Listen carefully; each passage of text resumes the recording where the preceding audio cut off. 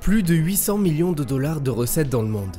Que ce soit au niveau du box-office ou bien au niveau des critiques, personne ne s'attendait à un aussi grand succès.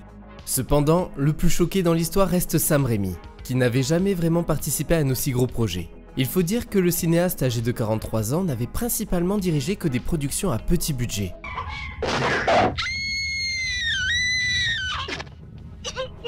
On peut néanmoins citer le western Mort ou Vif qu'il a réalisé en 1995 avec la coquette somme de 32 millions de dollars et le drame Pour l'amour du jeu, mis en scène en 1998 avec cette fois-ci 80 millions. Mais ces deux œuvres ont été des échecs commerciaux. Cet énorme succès est donc une expérience totalement inédite pour le cinéaste. Du côté de chez Sony, les dirigeants peuvent être rassurés. Le projet était casse-gueule, malgré l'immense potentiel de l'homme araignée. En même temps, à cette époque-là, la franchise Batman était sur le déclin et la saga Superman était quasiment éteinte. On pouvait légitimement se demander si le public était réellement prêt à revoir un type masqué après le très mauvais Batman et Robin.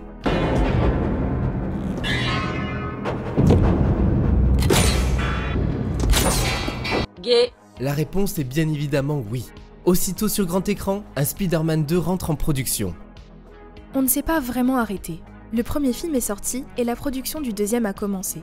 Nous avions toujours pensé que le film avait un potentiel énorme. D'abord parce que le personnage et ses histoires connaissent un succès qui ne se dément pas depuis plus de 40 ans. Nous sommes restés fidèles aux éléments qui faisaient la force de la bande dessinée Marvel. L'aventure, la romance, l'humour. Tout au long du processus de création du film, nous avons respecté l'esprit.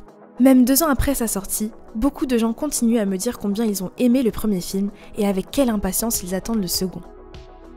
Raimi et les producteurs n'ont pas le temps de se reposer. Spider-Man 2 a déjà une date de sortie prévue pour mai 2004 avec comme titre The Amazing Spider-Man. Pour être plus clair, ils ont seulement 2 ans pour écrire, organiser, tourner, monter et finaliser le long métrage. Un planning plus que serré pour ce genre de production qui demande normalement 3 ans de travail minimum. Le metteur en scène s'entoure de plusieurs auteurs comme Michael Chabon, Alvin Sargent, David Koepp, Miles Millar et Alfred Goss. Tout ce beau monde commence à écrire de leur côté sans trop tarder. Alors que Koepp propose une histoire avec Gwen Stacy, Chabon décide de se concentrer sur un jeune Otto Octavius qui tombe amoureux de Mary Jane. Je n'ai malheureusement pas trouvé assez de détails, mais sachez qu'on apprenait dans ce scénario que c'était lui qui avait créé l'araignée génétiquement modifiée du premier film. Sam Raimi passe au crible toutes les versions pour ne garder que les meilleures idées. Si les scripts prenaient tous des chemins très différents, les auteurs s'étaient tout de même mis d'accord dès le départ pour que Peter Parker s'en prenne constamment plein la gueule. Le personnage devait être mis à l'épreuve, que ce soit dans sa vie sentimentale ou professionnelle. Et pour le coup, c'est réussi. Oh!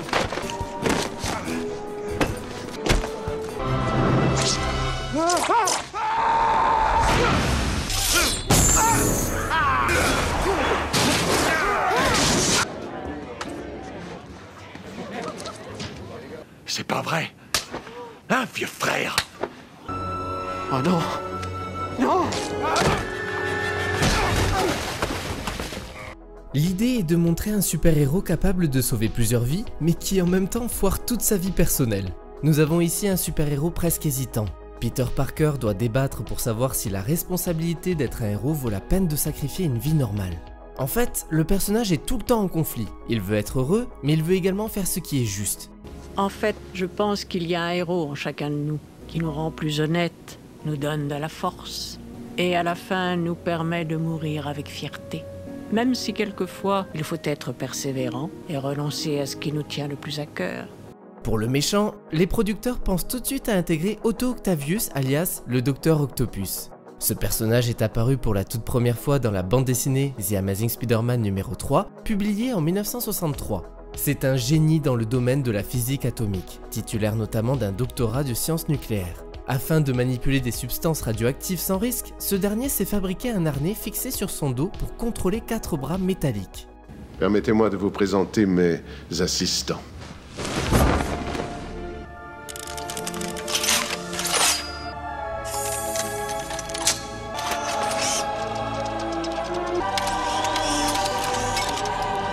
Ces bras intelligents sont contrôlés par mon cerveau grâce à une liaison neuronale. La plus grande décision était celle du choix de son ennemi. On avait travaillé sur le Docteur Octopus. On avait travaillé sur son personnage visuellement pour le premier film. On avait envisagé de l'avoir, lui et le Bouffon Vert, ensemble. Mais comme il y avait tant de choses à raconter sur l'origine de Spider-Man et sur celui du Bouffon Vert, Sam Raimi trouvait qu'insérer un troisième personnage aurait surchargé le film. Tiens donc! Sam Raimi pense tout de suite à Alfred Molina pour incarner le grand méchant, qu'il avait vu dans le film américain Frida. Il prend donc contact avec lui pour parler du rôle. L'acteur n'en revient pas. Il ne pensait pas être un candidat sérieux, vu qu'il n'avait jamais joué dans d'aussi grandes productions. Il faut dire que le comédien était surtout connu pour ses apparitions dans des films artistiques ou indépendants. Bon, on peut quand même noter son passage dans Indiana Jones ou Magnolia, mais il n'a jamais eu un tel rôle dans un film aussi grand. C'est génial d'avoir un méchant dans le deuxième film sans masque. On peut voir ses émotions, l'expression de ce qu'il ressent. Alfred est un grand acteur. Il nous fallait vraiment quelqu'un qui ait ce sens fort du réalisme, avec le sens de l'humour qu'Alfred possède. Il a rendu le personnage plus humain. C'est un incompris qui devient une bête. Au-delà de tout ça, les scénaristes souhaitent qu'il y ait une vraie évolution pour chaque personnage. Ils veulent les faire progresser dans leur vie comme dans leur nature. La relation la plus intéressante selon moi, c'est celle entre Harry et Peter. Tu me fais chier à être plus fidèle à Spider-Man qu'à ton meilleur pote. Arrête de dire que t'es mon ami. Tu m'as volé MJ, pas vrai? Tu m'as volé l'amour de mon père et tu l'as laissé mourir. Une fois le script bouclé, le tournage est prévu pour le 12 avril 2003 avec un budget de 200 millions de dollars. Tous les comédiens sont officiellement de retour pour notre plus grand plaisir. Enfin, tous sauf Tobey Maguire, qui n'était pas sûr de revenir. En effet, le comédien souffrait de mal de dos après avoir tourné le film Seabiscuit. Il souffrait tellement à l'époque qu'il craignait que la moindre chute ou choc le paralyse à vie. Sam Raimi envisage alors de le remplacer par Jake Gyllenhaal. Ce dernier avait même commencé un entraînement intensif. Mais entre-temps, la santé de Tobey s'est améliorée. Il a donc pu participer au projet. Mais selon le magazine Variety, ce revirement de situation peut s'expliquer par autre chose qu'une guérison miracle. L'acteur se serait servi de cette excuse pour renégocier son contrat et son salaire. En tout cas, durant le tournage, il a pris plaisir à réaliser plusieurs de ses cascades, créant même la réplique Ça fait mal. Oh, ça fait mal. Je me suis engagé à faire 3 films avant même d'avoir fait le premier.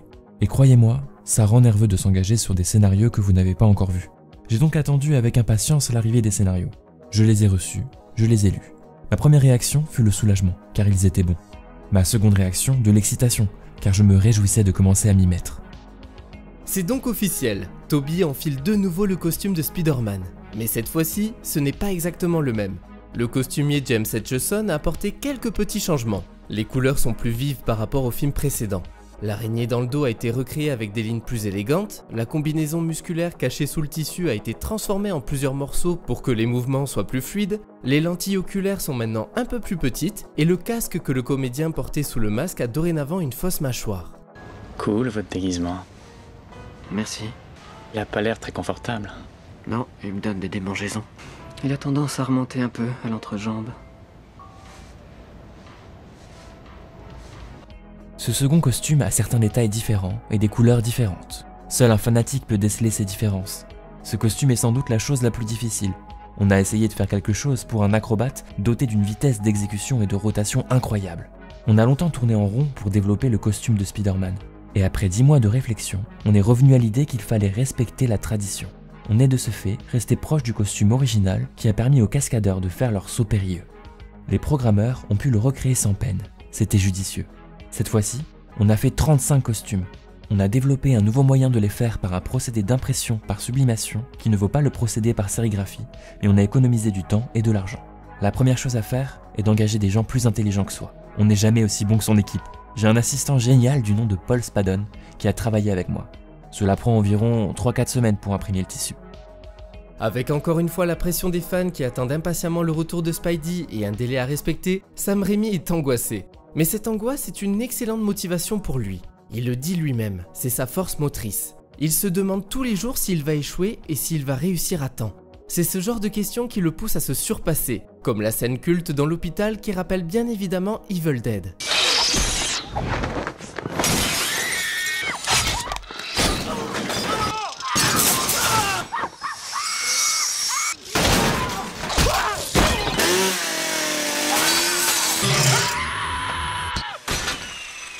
Même s'il n'y a pas de sang, l'équipe avait peur que le long métrage soit interdit aux moins de 13 ans à cause de cette séquence pour le moins intense. Pour les tentacules du Dr Octopus, ils sont à la fois réels, mais ont été aussi réalisés en images de synthèse.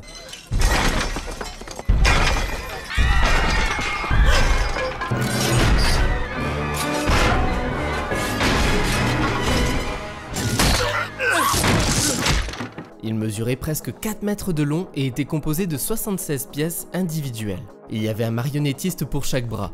Pour s'amuser et pour faire un clin d'œil aux manipulateurs, Alfred Molina a donné leur prénom à chaque membre. Il y avait Larry, Harry, Flo et Mo. Dis-moi que je te plais, dis-moi que je te plais. Un système de caméra appelé Spider-Cam a été utilisé pour permettre aux cinéastes de réaliser tous les plans avec lesquels Spider-Man se balade dans la ville. Pour ceux qui ne connaissent pas ce système, c'est tout simplement une caméra suspendue à un câble qui permet à la caméra de se déplacer verticalement et horizontalement sur une zone prédéterminée. On l'utilise généralement pour filmer des événements sportifs. Grâce à ça, le metteur en scène a pu multiplier les plans de l'homme araignée se balançant depuis les bâtiments. La Spider-Cam avait été utilisée sur Spider-Man 1 pour le dernier plan du film, mais elle était si efficace pour ce magnifique arrière-plan vertigineux qu'on l'a utilisée à Chicago plusieurs jours pour y tourner la poursuite du train. On avait choisi Chicago à cause de la proximité entre les buildings et les rails du métro. On aurait pu choisir New York, mais rien n'était assez proche pour filmer nos plaques. On est allé à Chicago en novembre 2002 et on a tourné avec 17 caméras pendant 2 jours. On l'a aussi utilisé à New York pour les arrière-plans où le Dr Octopus et Spider-Man se déplacent. On faisait voler la caméra en ville sur plusieurs pâtés de maison pour donner au public l'impression de voler avec Spider-Man. Alors qu'Alfred Molina avait constamment des doublures pour ses grandes scènes d'action, Rosemary Harris a voulu réaliser ses propres cascades pour la séquence dans laquelle Tante May est prise en otage. Doucement.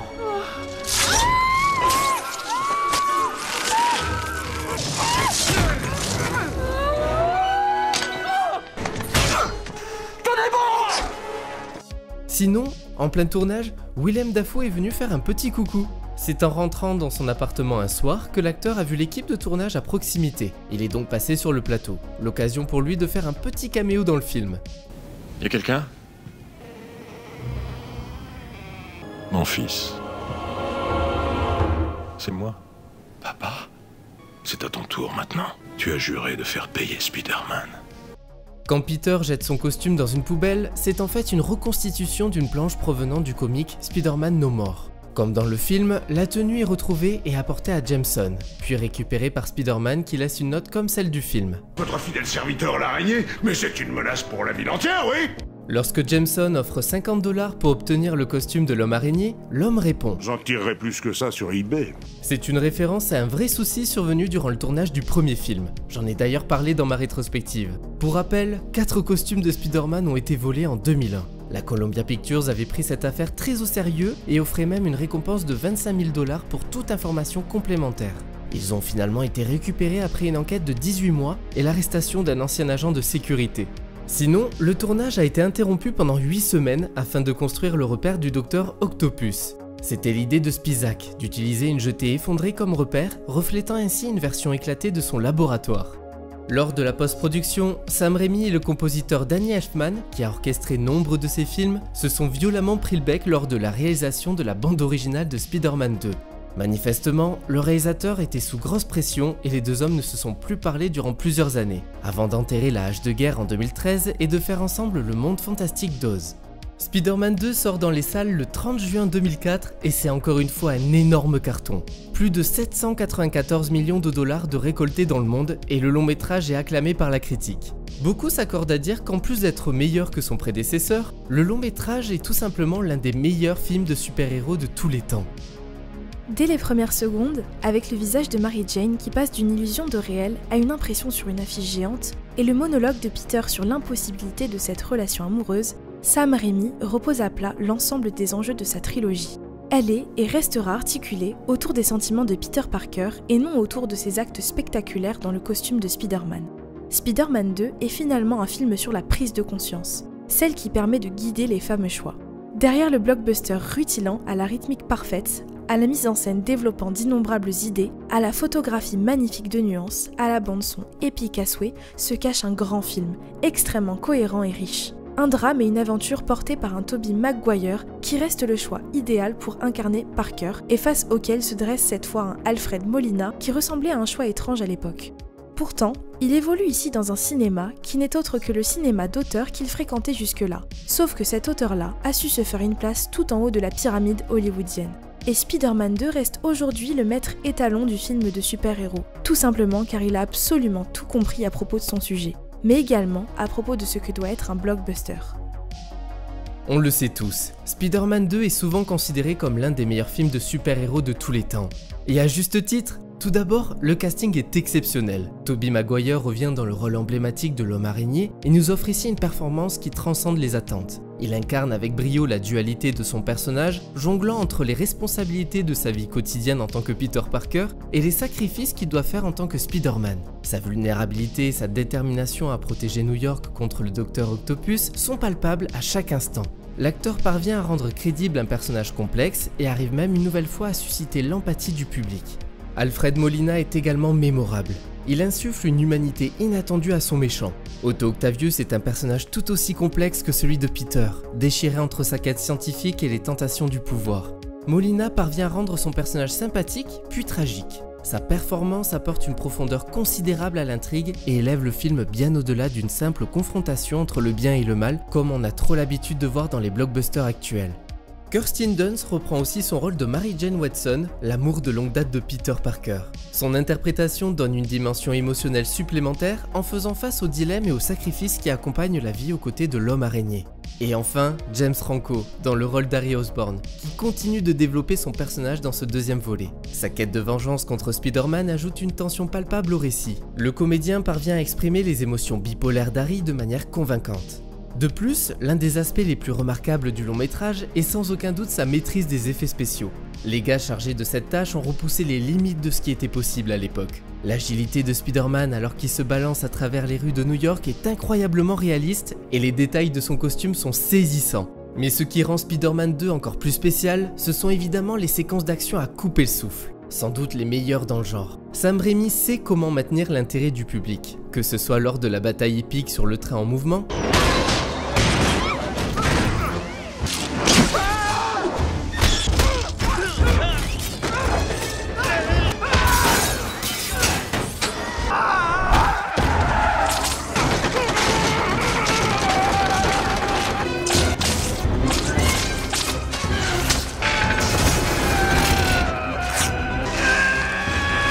On ralentit. L'incroyable duel avec le Docteur Octopus, Garde la monnaie. Tu me tapes sur les nerfs. C'est ma spécialité. ou les moments d'escalade vertigineuse entre les gratte-ciel. Chaque scène est un chef-d'œuvre rempli d'adrénaline et de suspense. Enfin, il est impossible de parler de la mise en scène de Spider-Man 2 sans mentionner la façon dont Raimi s'amuse à jouer avec les émotions des spectateurs. Il sait quand nous faire rire, quand nous faire pleurer et quand nous tenir en haleine. Au-delà du film d'action, on sent que le réalisateur veut tout simplement faire du cinéma.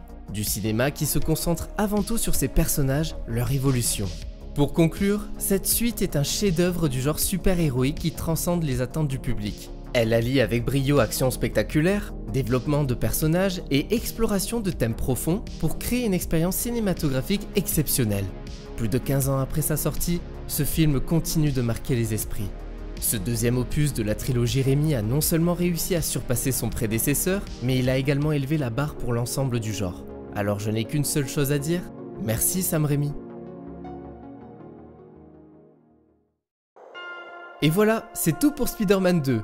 J'espère que vous avez passé un bon moment et on se retrouve très vite pour de nouvelles rétrospectives. En attendant, n'oubliez pas de commenter, liker et à vous abonner.